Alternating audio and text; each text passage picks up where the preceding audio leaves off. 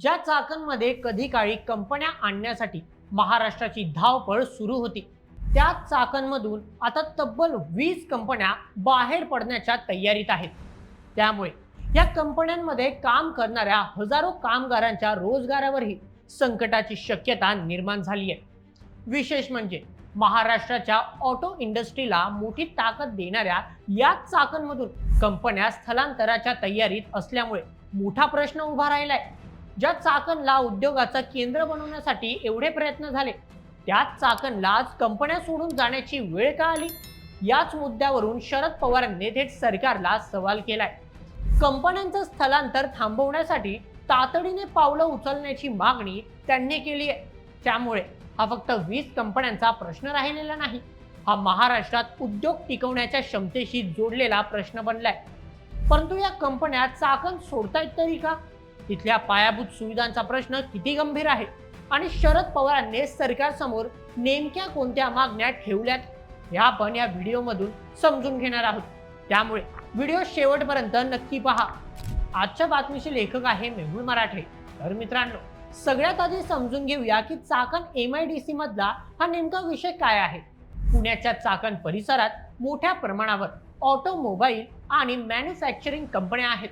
त्यामुळे या परिसरात हजारो लोकांना रोजगार मिळतो आणि चाकण हा महाराष्ट्राच्या महत्त्वाच्या औद्योगिक पट्ट्यांपैकी एक मानला जातो. परंतु गेल्या काही दिवसांपासून या चाकण MIDC मधल्या 20 कंपन्या साताऱ्यातील खंडाळा MIDC कडे स्थलांतरित करण्याच्या तयारीत असल्याची माहिती समोर आली.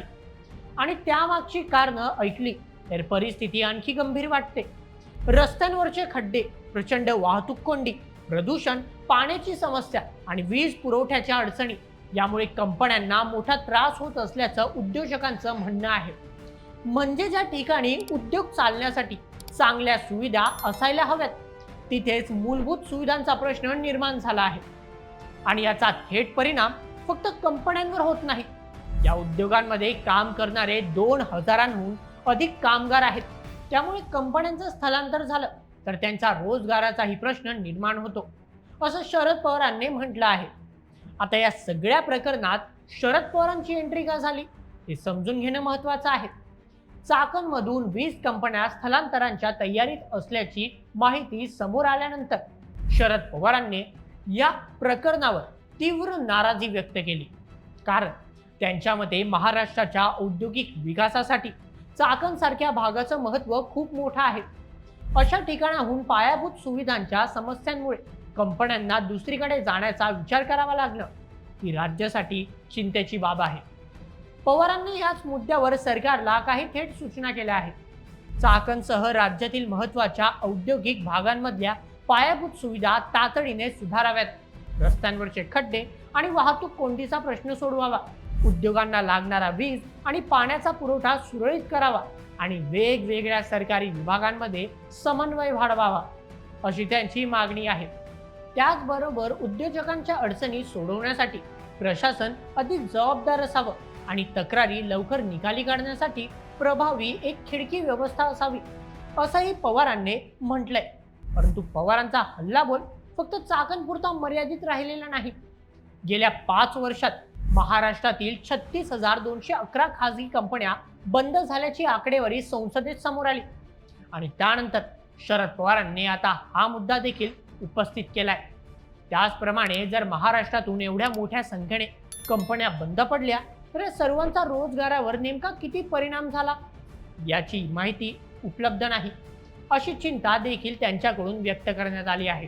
म्हणजेच पवारांचा प्रश्न फक्त चाकणमधल्या 20 कंपन्या कुठे जाणार एवढंच नाही, तर त्यांच्या भूमिकेतील एक प्रमुख मुद्दा असा देखील आहे की महाराष्ट्रात नवीन उद्योग आणण्याबरोबरच राज्यात आधीपासून असलेले उद्योग टिकवणंही तितकंच महत्त्वाचं आहे. या सर्व प्रश्नांवरून शरद पवारांनी सत्ताधारी गटाला घेरण्याचा प्रयत्न केला आणि इथूनच या विषयाला थेट राजकीय रंग मिळतो. कारण पवारांनी उपस्थित केलेल्या या प्रश्नांनंतर सरकारकडून ही लगेच प्रतिक्रिया आली. उद्योग मंत्री उदय सामंत यांनी पवारांनी उपस्थित केलेल्या प्रश्नांवर आपली भूमिका स्पष्ट केली आहे. सध्या चाकणमध्ये अनेक समस्या आहेत हे त्यांनी नाकारलेले नाही.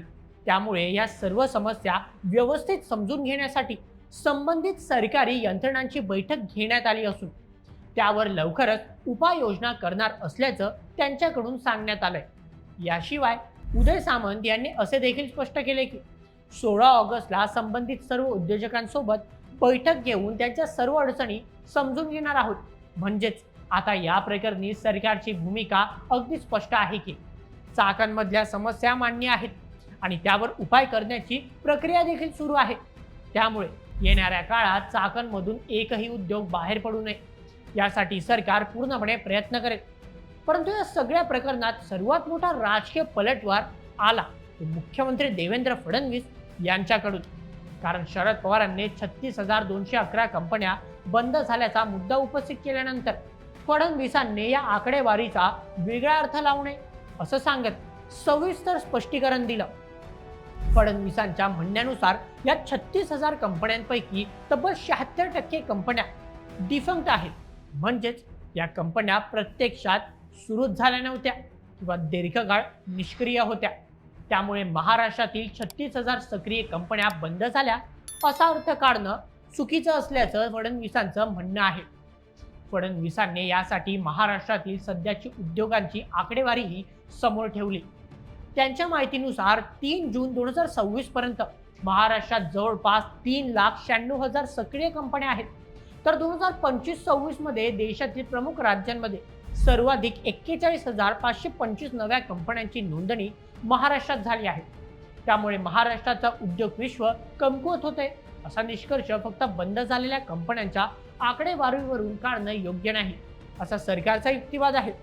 म्हणजे आता या संपूर्ण प्रकरणात दोन वेगवेगळ्या बाजू समोर आल्या आहेत. एकीकडे शरद पवार म्हणतायत की चाकणसारख्या महत्त्वाच्या औद्योगिक भागातून कंपन्यांना स्थलांतरांचा विचार करावा लागतोय ही सरकारसाठी धोक्याची घंटा आहे. तर दुसरीकडे फडणवीस आणि सामंत म्हणताय की चाकणच्या समस्या सोडवण्याचं काम सरकार करते आणि महाराष्ट्रातील उद्योग विश्वाबाबत चुकीचं चित्र उभं केलं जाऊ नये. परंतु या राजकीय आरोप प्रत्यारोपांच्या पलीकडे एक गोष्ट मात्र महत्त्वाची आहे. चाकणमधल्या कंपन्यांनी मांडलेल्या रस्ते, वाहतूक, पाणी आणि वीज या समस्या जर खरोखरच गंभीर असतील तर त्या सोडवणं गरजेचं आहे. कारण उद्योग महाराष्ट्रात येणं ही एक गोष्ट आहे, परंतु आलेला उद्योग इथे टिकवून ठेवणं, त्यांना चांगल्या सुविधा देणं आणि त्यातून निर्माण झालेला रोजगार सुरक्षित ठेवणं ही त्याहून मोठी गोष्ट आहे. आता 16 ऑगस्टच्या उद्योजकांच्या बैठकीनंतर सरकार नेमकी कोणती पावलं उचलतं याकडे सगळ्यांचं लक्ष लागलेलं आहे. आणि त्यामुळे चाकणचा हा प्रश्न फक्त राजकीय आरोप प्रत्यारोपांपुरता राहतो की त्यातून प्रत्यक्षात उद्योगांसाठी काही बदल होतो हे पाहणं महत्त्वाचं ठरणार आहे. कारण शेवटी प्रश्न फक्त 20 कंपन्यांचा नाही तर त्या कंपन्यांवर अवलंबून असलेल्या हजारो कुटुंबांचा आणि महाराष्ट्रात भविष्यात येणाऱ्या उद्योगांचा आहे. आता सरकारच्या उपाययोजनांमुळे चाकणमधले उद्योग इथेच टिकतात का की स्थलांतराचा निर्णय कायम राहतो यावरच या संपूर्ण प्रकरणाचा खरा निकाल ठरणार आहे. तर मित्रांनो, या संपूर्ण प्रकरणावर तुम्हाला काय वाटतं आम्हाला कमेंटमध्ये नक्की कळवा आणि अशाच व्हिडिओसाठी सबस्क्राईब करा बोल्ड एमएच आपल्या यूट्यूब चॅनलला. धन्यवाद.